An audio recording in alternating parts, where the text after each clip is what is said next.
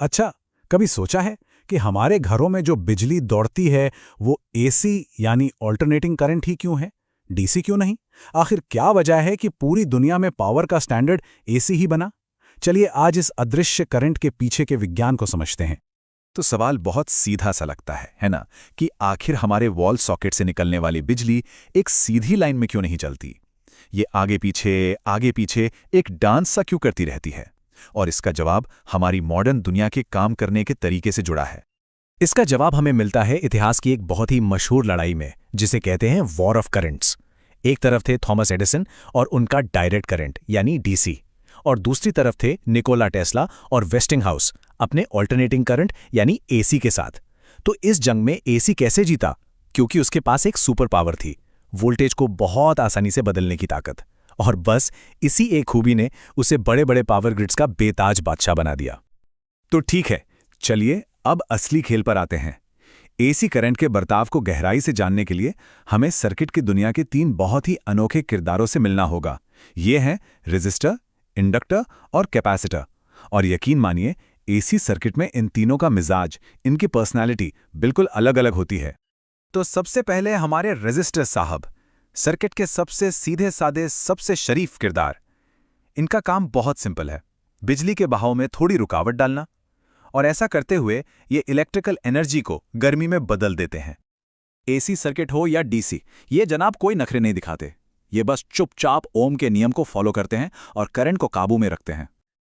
और नतीजा ये कि यहां पर वोल्टेज और करंट समझिए बेस्ट फ्रेंड्स फॉरएवर हैं। एकदम साथ साथ, कदम से कदम मिलाकर चलते हैं। जब एक ऊपर जाता है तो दूसरा भी, जब एक नीचे आता है तो दूसरा भी, परफेक्ट सिंक में। अब बारी है हमारे दूसरे किरदार की, इंडक्टर। सोचिए ये तार की एक कॉइल है जिसे ना बदलाव से सख्त नफरत है। ये अपनी मैग्नेटिक फील्ड की मदद से करंट में होने वाले किसी भी चेंज का विरोध करता है। इसे आप सर्किट का आलसी किरदार भी कह सकते हैं। और बदलाव के खिलाफ इसकी ये जो जिद है ना, इसी को हम कहते हैं इंडक्टिव रिएक्टेंस। और मजे की बात यह है कि एसी की फ्रीक्वेंसी जितनी तेज होती है, इसका गुस्सा मतलब इसका विरोध उतना ही बढ़ जाता है। तो होता क्या है? होता यह है कि बेचारा करंट अपने इस आलस की वजह से हमेशा वोल्टेज से पीछे छूट जाता है। पूरे 1/4 साइकिल यानी 90 डिग्री पीछे। वोल्टेज तो आगे भाग जाता है, पर करंट को होश ही देर से आता है। और अब आते हैं हमारे तीसरे और सबसे अलग किरदार पर, कैपेसिटर। ये एक एनर्जी स्टोरेज डिवाइस है जो एनर्जी को एक इलेक्ट्रिक फील्ड में जमा करता है। ये एसी को तो बड़े आराम से जाने देता है, पर एक बार चार्ज हो जाए तो डीसी के लिए दरवाजा बंद कर देता है। अब इसका जो विरोध है, जिसे कैपेसिटिव रिएक्टेंस कहते हैं, वो इंडक्टर से एकदम 180 डिग्री उल्टा है। मतलब एसी की फ्रीक्वेंसी जितनी ज्यादा होगी, कैपेसिटर का विरोध उतना ही कम हो जाएगा। और बस यहीं पर तो सारी कहानी पलट जाती है। कैपेसिटर में करंट इतना ज्यादा फुर्तीला होता है कि वो वोल्टेज से भी 90 डिग्री आगे निकल जाता है। मतलब वोल्टेज सोच ही रहा होता है कि क्या करना है, और करंट तो रेस शुरू भी कर चुका होता है। तो अब देखिए, इन तीनों किरदारों के बीच में वोल्टेज और करंट की टाइमिंग का एक अजीबी खेल चल रहा है। कोई आगे, कोई पीछे, कोई साथ साथ।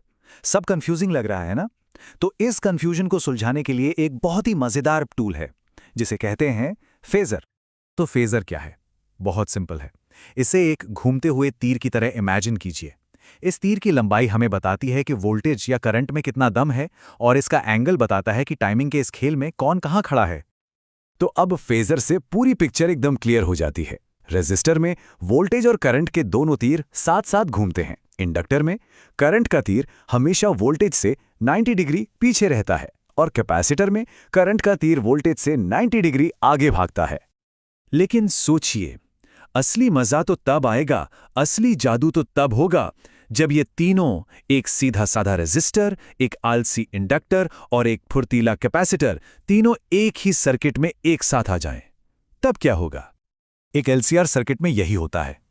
इंडक्टर का आलस करंट को पीछे खींचने की कोशिश करता है, और कैपेसिटर की फुर्ती उसे आगे धकेलती है। ये दोनों ताकतें एक दूसरे के खिलाफ एक जंग छेड़ देती हैं। और पता है, इसी जंग के बीच से एक ऐसा जादुई मोमेंट निकलता है जिसे हम कहते हैं रेजोनेंस।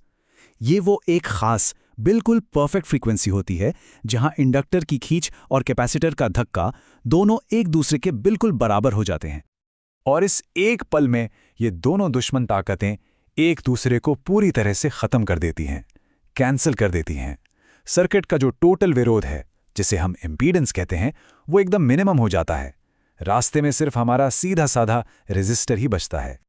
तो सोचिए इसका नतीजा क्या होगा।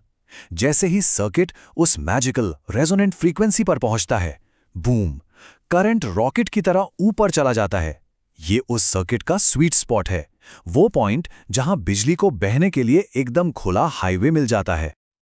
अच्छा, ये सब तो थ्योरी हो गई, पर इस रेजोनेंस का हमारी असली दुनिया में क्या काम है? इसका इस्तेमाल हमारी सोच से कहीं ज्यादा जगहों पर होता है, हमारे रेडियो से लेकर बड़े बड़े पावर ग्रिड्स तक। याद है पुराने रेडियो में नॉब घुमाकर स्टेशन सेट करते थे? असल में तब हम यही रेजोनेंस का जादू कर रहे होते थे। नॉब घुमाने का मतलब है कि हम कैपेसिटर को बदल रहे हैं, और ऐसा करके हम सर्किट की रेजोनेंट फ्रीक्वेंसी को अपने फेवरेट रेडियो स्टेशन की फ्रीक्वेंसी से मैच कर देते हैं, और बस हवा में तैर रहे हजारों सिग्नल्स में से सिर्फ वही एक सिग्नल पकड़ में आ जाता है और तेज हो जाता है। और चलिए अब घूमकर वापस अपने सबसे पहले सवाल पर आते हैं, आखिर एसी ही क्यों? जवाब एक शब्द में है, ट्रांसफार्मर। प्राइमरी कॉइल में एसी वोल्टेज एक बदलती हुई मैग्नेटिक फील्ड बनाता है। ये फील्ड फिर सेकेंडरी कॉइल में एक नया एसी वोल्टेज बना देती है, और सारा खेल कॉइल्स में तार के टर्न्स के रेशियो का है। मान लीजिए इनपुट है 220 वोल्ट, तो बस सेकेंडरी कॉइल में तार के फेरे बढ़ाकर हम इसे आराम से 440 वोल्ट या इससे कहीं ज्यादा बना सकते हैं। और दोस्तों, यही है एसी का अल्टीमेट एडवांटेज, उसका तुरुप का इक्का। वोल्टेज को इतना ज्यादा बढ़ा देने से बिजली को सैकड़ों किलोमीटर दूर तक भेजा जा सकता है, और एनर्जी का लॉस भी बहुत कम होता है। बस इसी एक वजह से एडिसन की डीसी पर टेस्ला की एसी ने बाजी मार ली, और आज हमारी पूरी दुनिया एसी पर ही चलती है। तो एक तरफ रेजोनेंस हमें अपना पसंदीदा गाना सुनवाता है, तो दूसरी तरफ यही रेजोनेंस की ताकत बड़े बड़े पुल तक गिरा सकती है। ये बात हमें फ्रीक्वेंसी की इस अदृश्य शक्ति के बारे में क्या बताती है? जरा सोचिएगा।